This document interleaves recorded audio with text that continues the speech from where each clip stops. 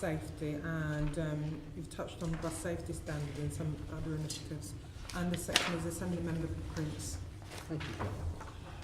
Can I just go back though to the point raised by Assembly Member Bailey and Tom, really, in relation to domestic driving hours. And Tony, can I ask you a question in relation to your own company?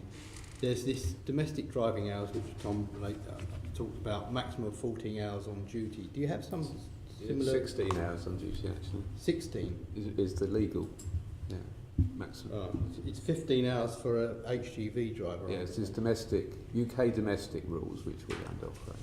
It's 16 hours. So can I ask you what the maximum hours are in your business, please? We don't try and, or I don't attempt to schedule more than about 11.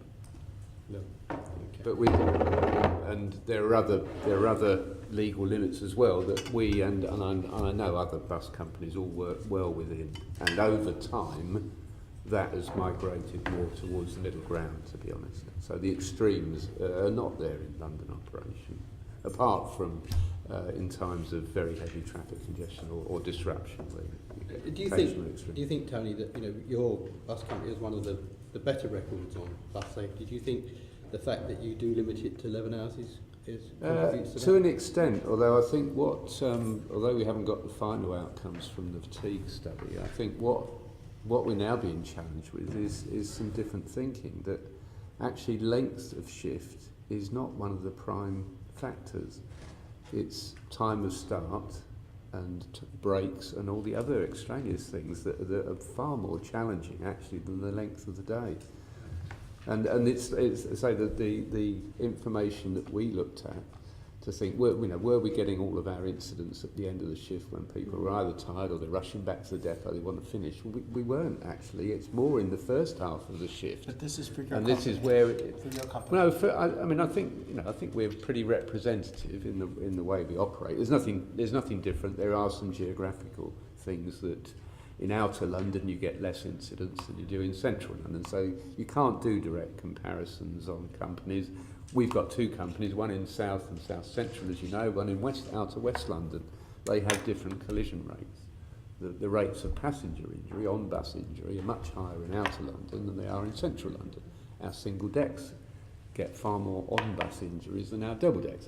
So you can't draw direct comparisons easily. You have to aggregate the data and get something to really look at it. But yeah, there's far more questions actually than we're able to answer now about work patterns and length of day. So length of day, it may be different from a tiredness point of view, but tiredness is not fatigue. And I think that's what we're starting to learn a lot more about now, but really it's very early days, I think, in the bus industry, as Claire was saying. I think there's one piece of research in Sweden and that's about it for bus drivers. Yeah. There's nothing else ever been done. It's a new area that needs more investigation. So, if I can then turn to you, Sinisa, not wishing to repeat all that was said around doing the calculation on the number of hours what you're left with after you've done a 14-hour shift, and I don't think anyone actually mentioned about getting out of bed, having a shower and having breakfast, which would add another hour, take another hour away. This Metro Line agreement is done in agreement with the unions. Yes, but unfortunately these agreements are very historical. They've been done, some of them 15, 20 years ago, and now when you're actually approaching the company from the union perspective and say, we feel that this is not right and we would like to have a change, they are not very forthcoming and willing to listen actually.